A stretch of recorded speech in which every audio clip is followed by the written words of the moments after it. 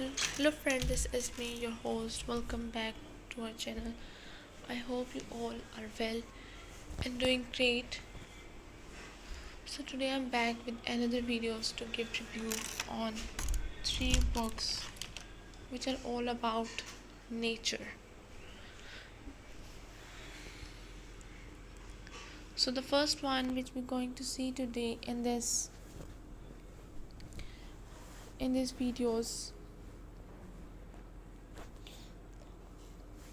is Ocean, Earth's Last Wilderness by David Attenborough and Colin Butterfield. Introduction. The ocean has always fascinated humanity. Mysterious, beautiful, and seemingly infinite. It has inspired explorers, artists, scientists, and storytellers for centuries. Yet, in the 21st century, we confront the truth that this immense blue world is under siege. Industrial fishing fleets,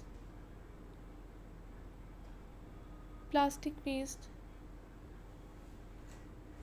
carbon emissions, and rising global temperatures have all threatened the ecosystems that underpin life on Earth.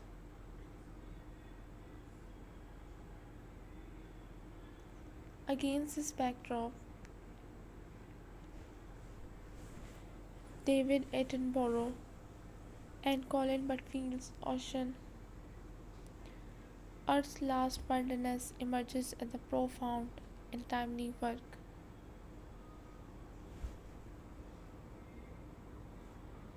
This book is not merely a catalogue of marine wonders, but also a call to responsibility. Attenborough, whose voice has shaped our collective understanding of the natural world for decades, partners with Butterfield, an environmental advocate and documentary producer, to produce a narrative that blends science with emotion, urgency with hope. They describe the ocean as both the heart and lungs of the earth, regulating climate, absorbing carbon, and sustaining biodiversity at levels far beyond human imagination. In this review, I will provide a comprehensive exploration of the book, summarizing its content, analyzing its structure, examining its themes, evaluating its style, and reflecting its significance. My aim is to demonstrate why Ocean, Earth's Last Wilderness, deserves recognition not only as a work of natural history but also as a manifesto for global stewardship. Overview and content and structure. The book is organized around 8 marine habitats, each functioning as a thematic chapter.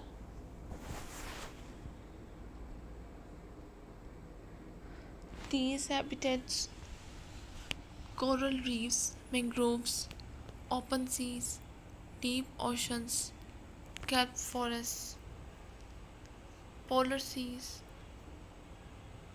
estuaries, and Coastal shallows are described in vivid detail.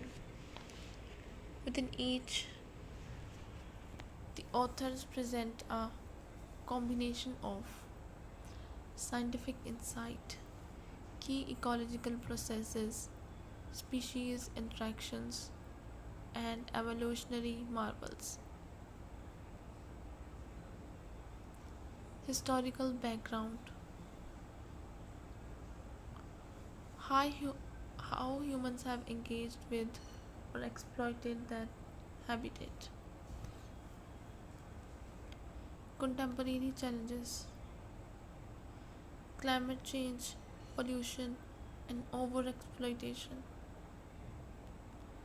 Case studies of resilience: examples where conservation has brought positive change. This structure makes the book both educational and engaging. It provides readers with a broad yet cohesive understanding of the ocean's diversity and significance.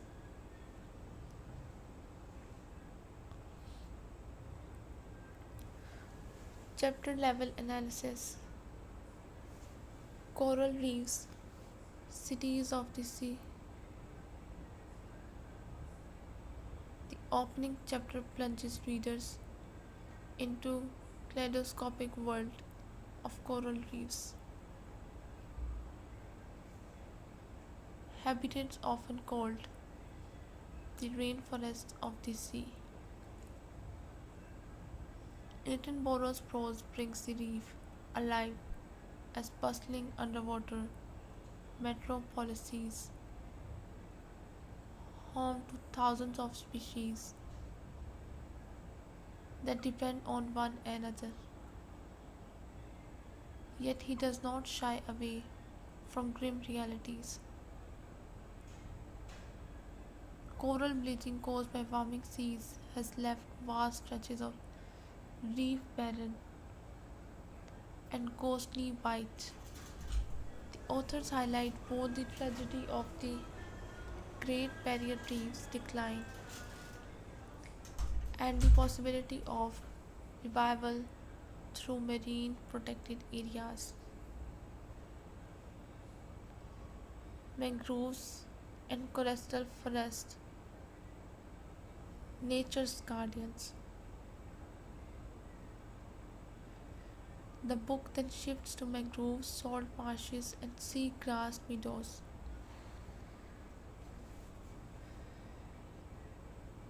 Ecosystems often overlooked yet vital for shoreline protection and carbon sequestration. But Field's conservationist perspective shines here,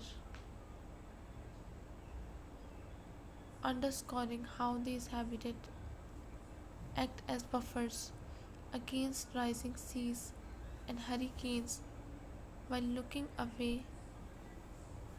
Carbon iterates fire higher than terrestrial forests. Their destruction, often to make way for shrimp farms. Coastal development is presented as one of humanity's most short sighted environmental crimes.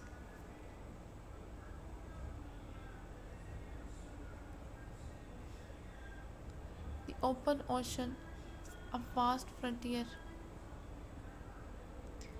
in stark contrast to the colorful reefs and mangroves.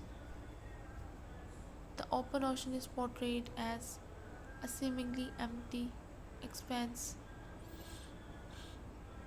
yet beneath its surface lies extraordinary life: plankton, schools of fish, giant predators, and migrating whales. The authors describe the open ocean as Earth's true wilderness, one that remains largely unexplored.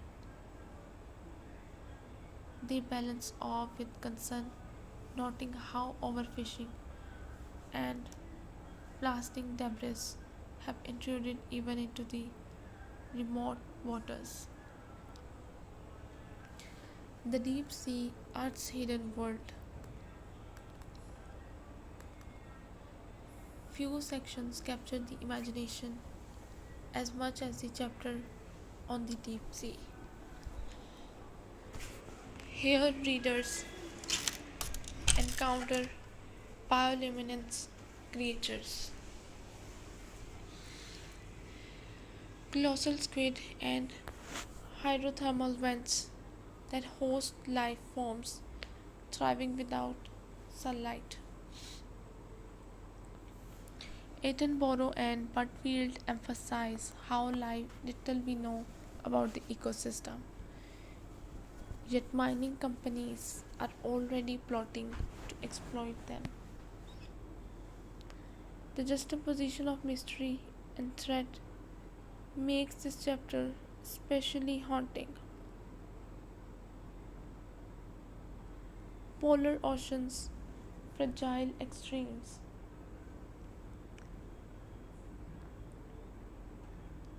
Fragile extremes, the polar regions, Arctic and Antarctic seas are depicted as ecosystems of breathtaking beauty and fragility. Penguin, seals, krill, and polar bears are described not merely as iconic species but as keystones in a delicate web of life.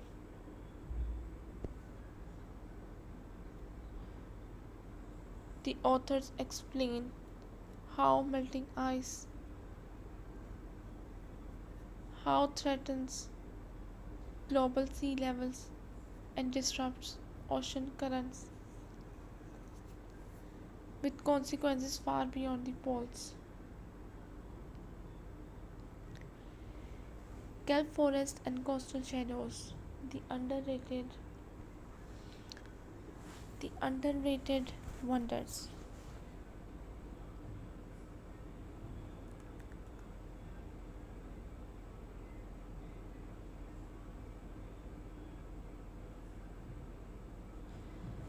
The polar regions, Arctic and Arctic seas are depicted as ecosystem of breathtaking beauty and fragility.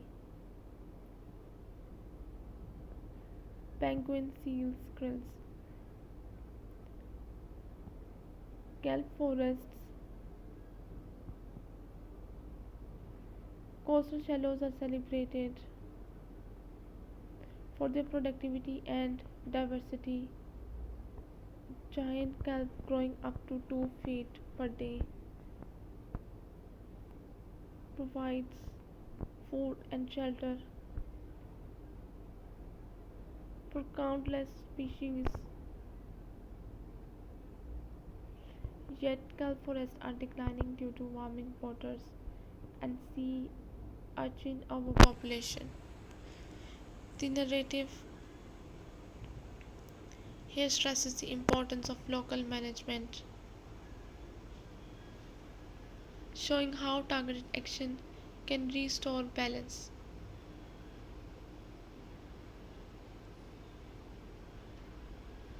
Ensuring where worlds meet.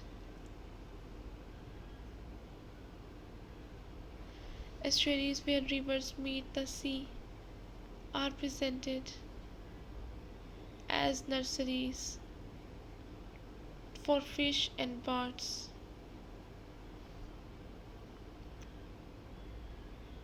These transition zones illustrate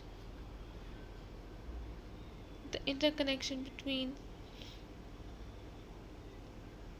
the chapter highlights how pollution from agriculture and industry often concentrates in these areas, threatening both wildlife and human communities.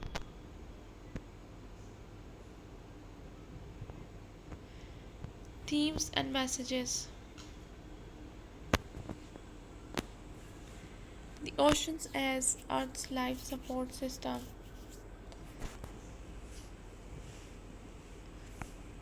The book frames the ocean as the foundation of planetary health.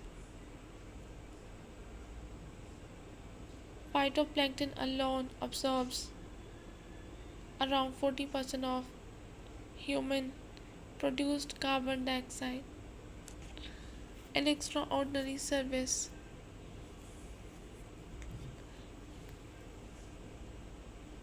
Without healthy oceans, climate stability and biodiversity collapse are inevitable. Interdependence of species and habitats.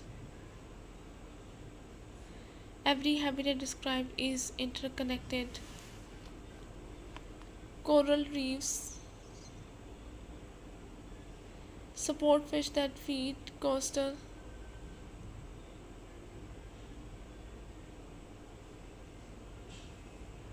mangroves buffer storms. Plankton feed whales that help regulate carbon through nutrient cycles. Human impact and exploitation. From pollution to trawling nets, the book catalogues the many ways humans have plundered the oceans.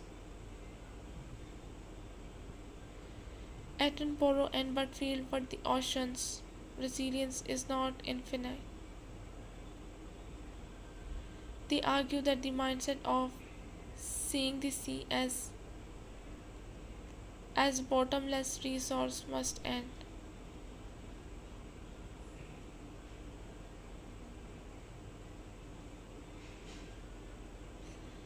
Stories of recovery.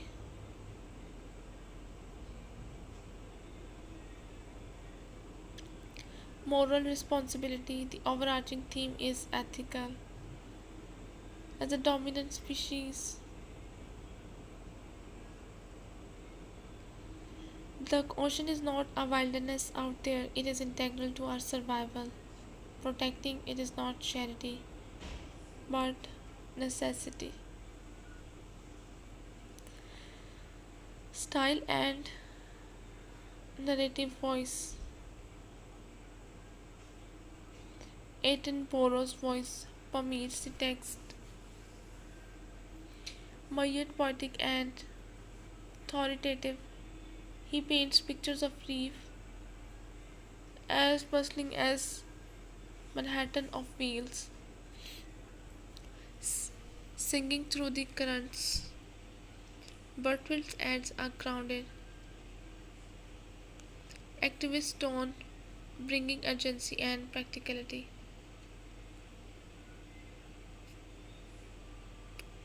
Together they strike a balance between wonder and warning.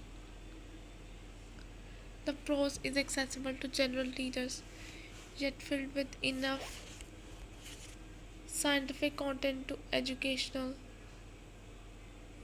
The inclusion of case studies and personal anecdotes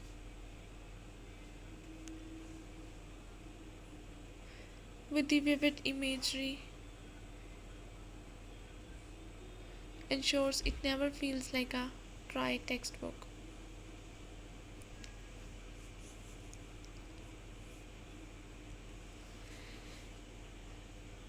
Broader implications.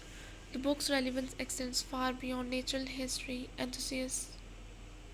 For educators, it serves as a teaching tool. For policymakers, it offers evidence of the ocean central role in climate stability. For the general public, it is a wake up call reminding us that everyday choices are connected to ocean death. Conclusion. Ocean, Earth's last wilderness, is more than a book. It is a testament to both the beauty and fragility of our planet's most vital system. Attenborough and Butford succeed in combining science with storytelling. urgency with optimism. While it may not satisfy readers, ultimately the book leaves us with a simple truth: the ocean is Earth's last great wilderness, but it is not beyond saving if humanity acts decisively. Future generations may still inherit seas filled with life, not silence. The next book which we're going to see today is The Fire Weather, a true story from a hotter world by John Bayland. Introduction. Wildlife is one of the most elemental forces of nature, as old as the earth's forest and as enduring as the vines that fan it. Yet in the 21st century, wildfire has taken on new and terrifying dimensions, fueled by rising global temperatures, prolonged droughts, and an increasingly volatile climate. Fires today burn hotter, faster, and more destructively than ever before. From Australia's black summer to California's infernos and Europe's record breaking place, humanity has entered what scientists now call the Pyrocene age of fire.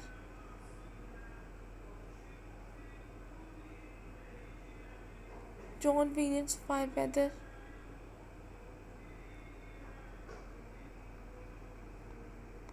a true story from our hotter world, tells the harrowing account of one of the most dramatic and consequential wildfires in modern history.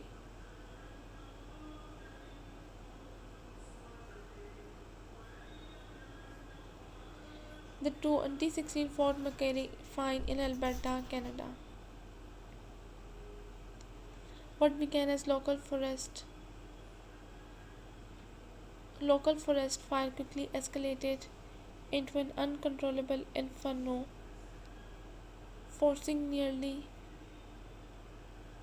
90,000 people to flee and reducing vast neighbors to ashes.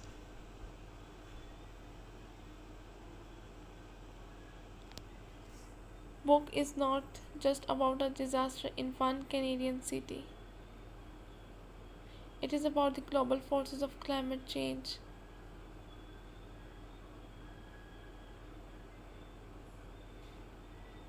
This review will provide a full-length critical analysis of Whelan's book, exploring its structured themes, scientific insights, narrative style, strengths and weaknesses,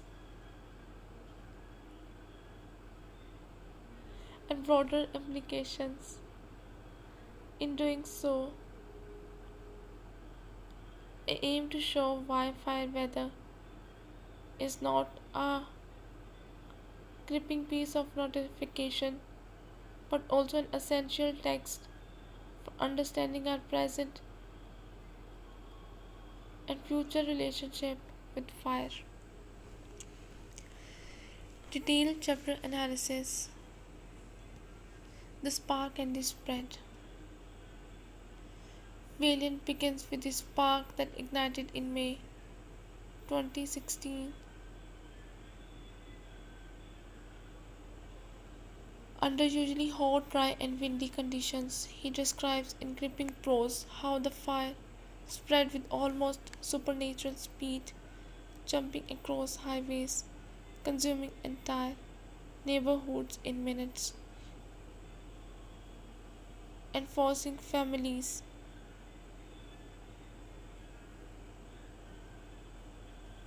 to flee through tunnels of flame.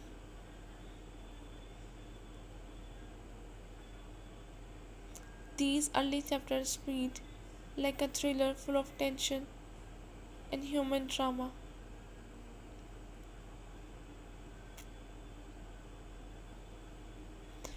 Fires as physics and biology. Next, Villain shows down the narrative to explain fire scientifically. He compares wildfires to nuclear.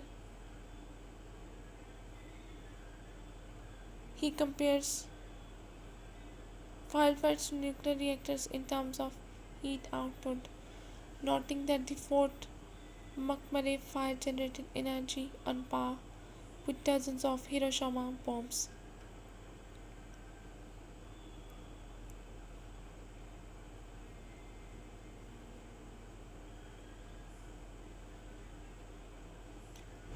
The oil sands paradox. One of the most striking sections of the book is Valiant's exploration of Fort McMurray as a petroleum boom town. The oil sands industry provides livelihoods for thousands and fuels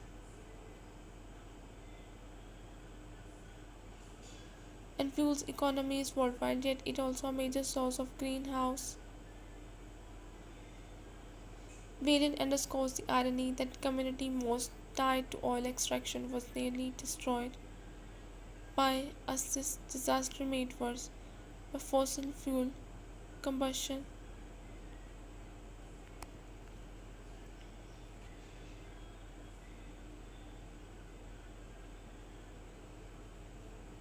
Synopsis and structure. At its heart, Fire Weather is a three-part story. The fire itself valiantly struck. The Fort McMurray plays with the precision of an investigate journalist and the drama of a novelist. He follows families as they evacuate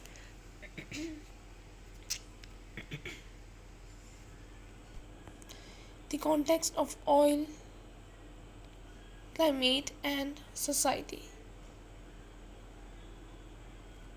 Perhaps most provocatively, the book situates Fort McMurray within the paradox of fossil fuel dependency. The city exists because of the oil sands, among the dirtiest sources of petroleum in the world. Yet the very industry that powers modern civilization has contributed to the warming climate.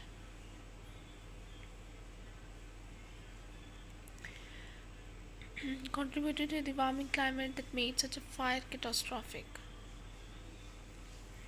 Evacuation and survival. Through survivor accounts, Valiant captures the panic, confusion, and courage of evacuation.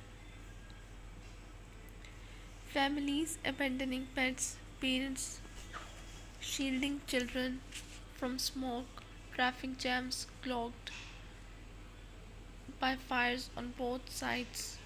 These human stories ground the science in lived experiences.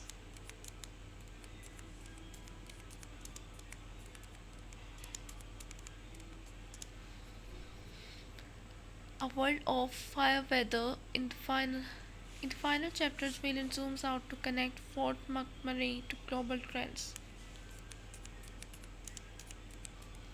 He cites wildfires in Greece, Australia, California, and even the UK's moorlands during record heat waves. He argues that fire weather, hot, dry, windy conditions conducive to runway fires is becoming more common worldwide. What happened in Fort McMurray is not an isolated Canadian targeted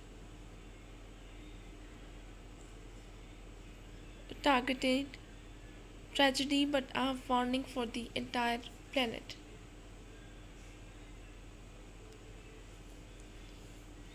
Key themes: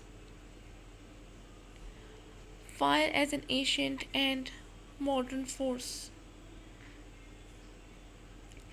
Valiant situates fire as both ancient, shaping evolution and human culture, and modern, transformed by industrial civilization into a planetary threat. He portrays fire as humanity's first tool, but also potentially its undoing. Climate change in action. Unlike abstract graphs of rising CO2, the Fort McMurray fire is climate change made visible. Valiant shows rising temperatures and what signs make disasters like these inevitable. The book forces readers to confront climate change not as a distant problem but as an immediate reality.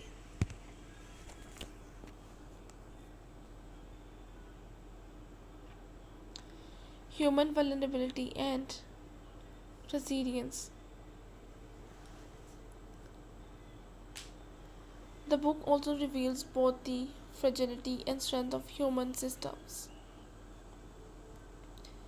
Cities, power grids, and highways collapse in the face of fire. Yet people also show remarkable resilience.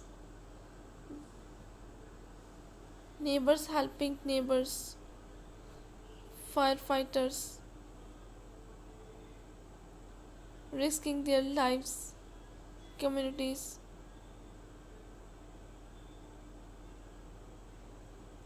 helping neighbors, firefighters risking their lives, rebuilding from ashes. Style and narrative voice. Valiant's prose is vivid, urgent, and often lyrical. He writes the immediacy of journalism but the scope of an epic. His metaphors, comparing fire to nuclear explosions, describing flames as moving like liquid light, make the science accessible without sacrificing accuracy.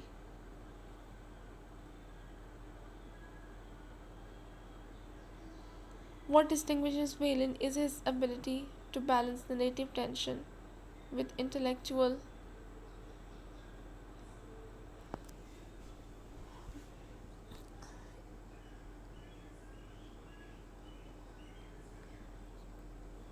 broader implications for readers in Britain and elsewhere. The lessons are sobering.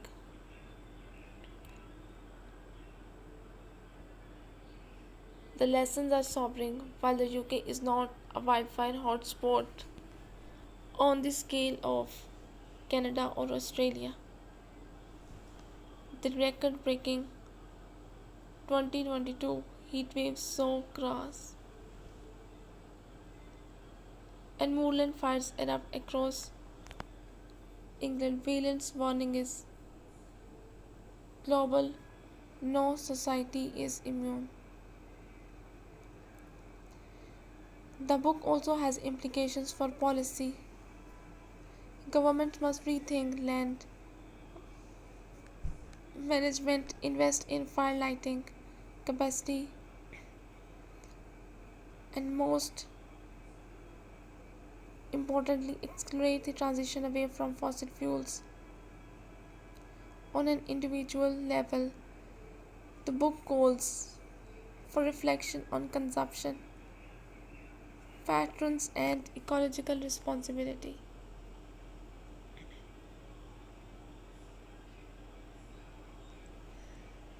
John Williams' Fireweather,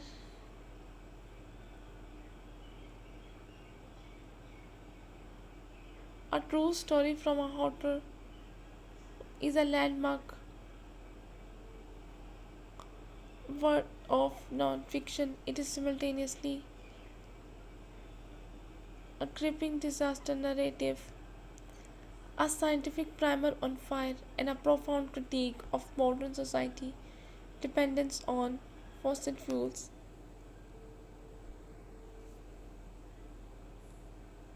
Ultimately, Fireweather is not just about Fort McMurray. It is about all of us living on a hotter planet where the line between natural hazard and human made catastrophe grows ever thinner. It is a book that demands not only to be read but to be acted upon. And the last book which we're going to see today in this video is that Nature's Wonders.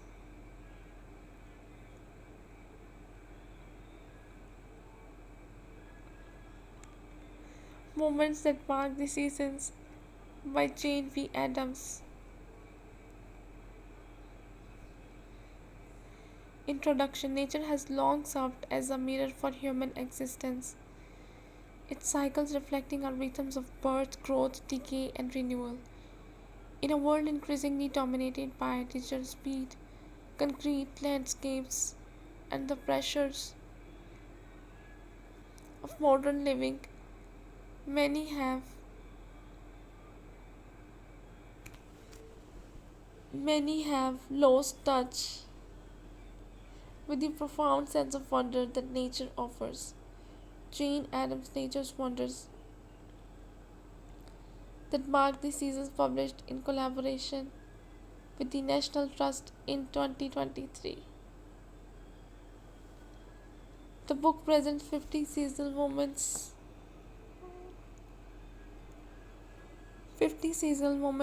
instances of transformation,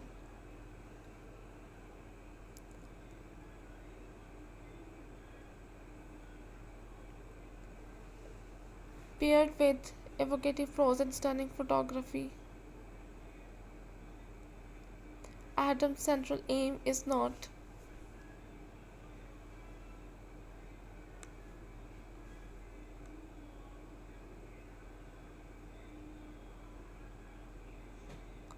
simply to catalogue natural phenomena but to invite readers to see differently, to pause and to discover awe in the ordinary.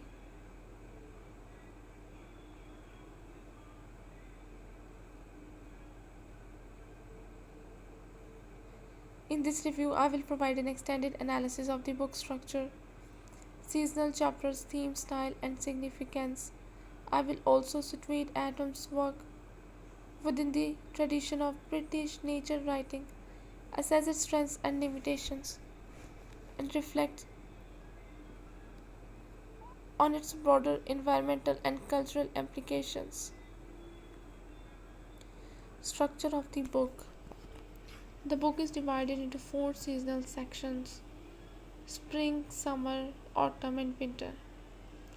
Each section contains a series of short essays highlighting natural events and cycles that define the time of year. These are accompanied by photographs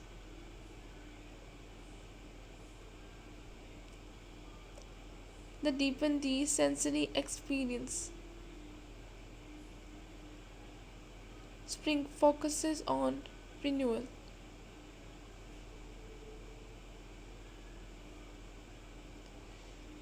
Birds bursting,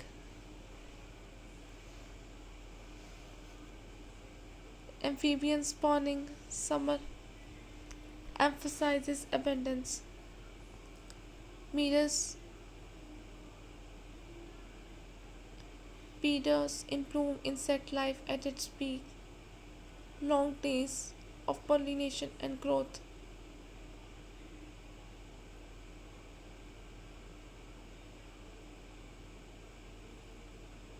Autumn captures transformation, leaves changing, fungi emerging, animals preparing for hibernation or migration.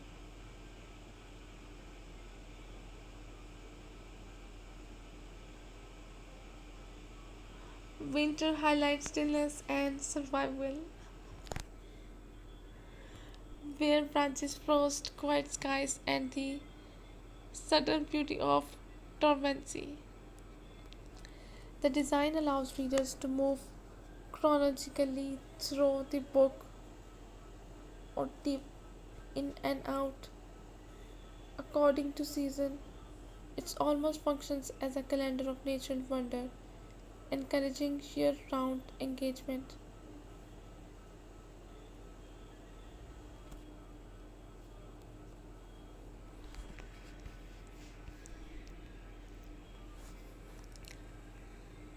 Detailed commentary by season.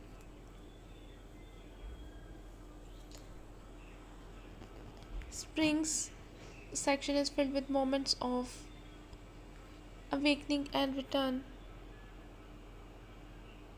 Adams draw attention to the first blossoms of blackthorn and hawthorn, describing how their white flowers glows like snowdrifts caught on branches.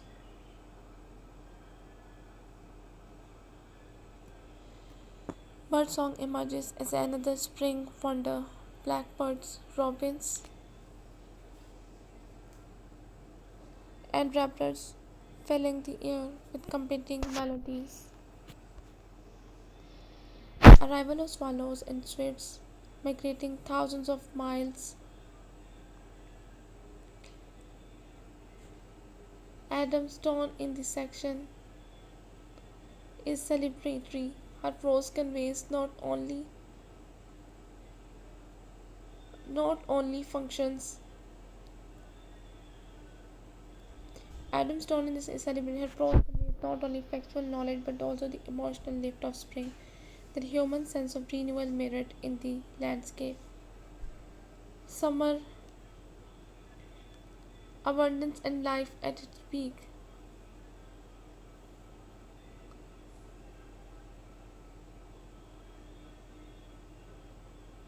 Summer section emphasizes fullness and vitality. Adams writes about wildflower meadows bursting with orchids,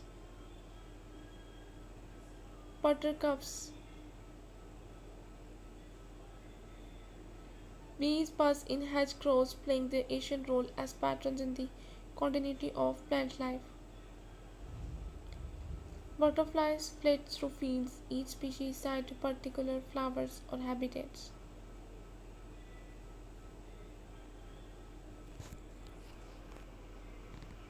Autumn transformation and departure.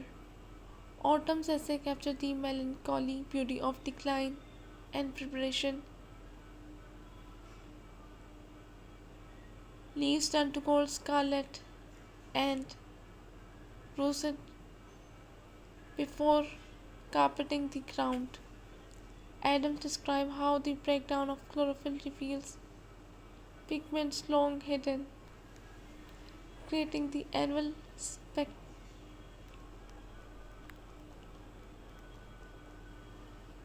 winter stillness and endurance. Winter is portrayed as stark yet beautiful. Adams described frost patterns on meadows as nature's lacework, crystalline structures that dazzle briefly before melting. The silence of snow transforms familiar landscapes into places of hushed wonder, where trees stand as dark silhouettes, their, their branches intricate against the odds. While other sections of the book brim with activity, winter emphasizes patience, resilience, and hidden life. Seeds lie dormant, animals hibernate, and the earth appears still, preparation for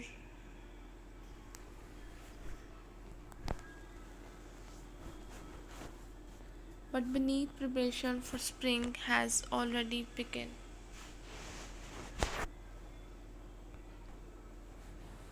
Key themes.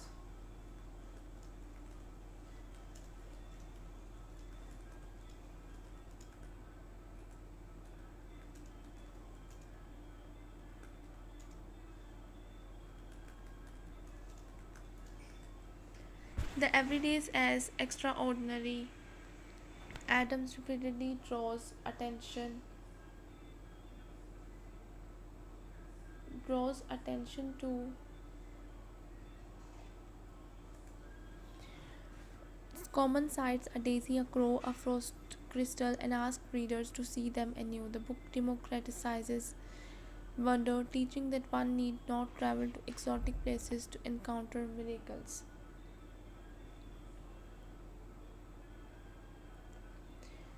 Seasonal time versus mechanical time. A subtle but important theme is the contrast between natural cycles and human schedules. In a world governed by clocks, deadlines, and efficiency,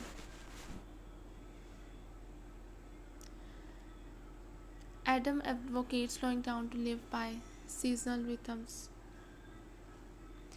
Interconnectedness, migration, pollination, and fungal networks all highlight how deeply connected species and systems are. The book suggests that understanding those connections fosters humility and ecological responsibility. Fragility and conservation. Though not heavy handed, the text acknowledges threats: climate change, pesticides, habitat loss. Many wonders are under strain. Adams reminds readers that appreciation must lead to protection. Style and prose. Adams' prose is poetic but clear. She avoids jargon, instead opting for imagery that appeals to the sense. For example, the first blackthorn blossoms breaks winter's spell, scattering snowflakes along the hedgerows. Dragonflies shimmer like fragments of stained glass caught in sunlight.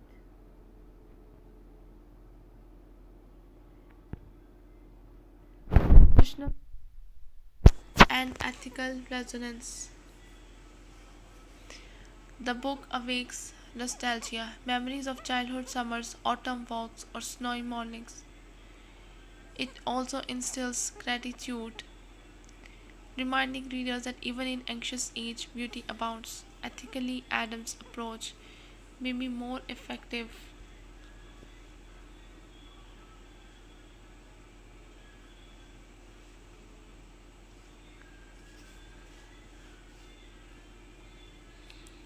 by teaching people to care. She lays the groundwork for stewardship. The unspoken argument is clear: we protect what we love.